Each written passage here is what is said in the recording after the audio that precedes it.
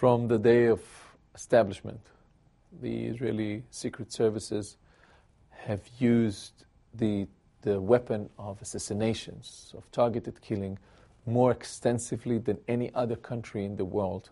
Even, I would say, cruel tyrants like Stalin or Saddam Hussein were far more hesitant when it came to overseas assassinations.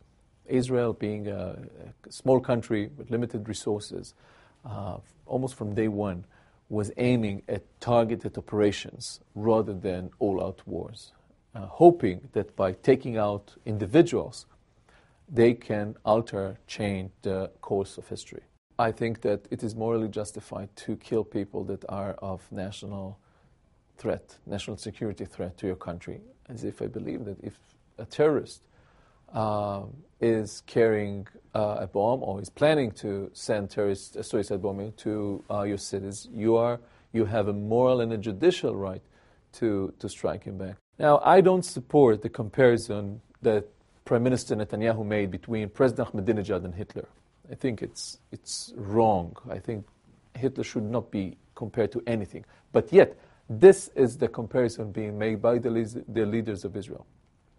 Once this is the comparison, once your arch nemesis is Hitler, then all means are justified to stop it. Once the threat is an existential one, and you defend your people from another annihilation, then I would assume that everybody would justify recruiting whoever they are, even if they were or are still terrorists, to help stopping this new Hitler.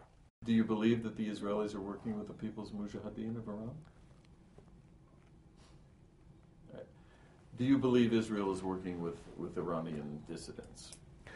I would say this. Iran is highly alert to the possibility of Israelis infiltrating it with false identities, trying to kill people, sabotage the Iranian nuclear project. And therefore, it is very hard for Israelis to work in Iran.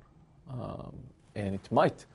That unlike the history of most of the history of Israeli intelligence, where these operations were conducted on a, quote, blue and white principle, which is the colors of the flags of Israel, meaning only Israeli citizens, only Jews participate in such an operation.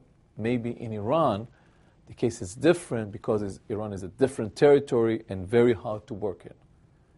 When you got such a territory, you might think to recruit locals upon your own people.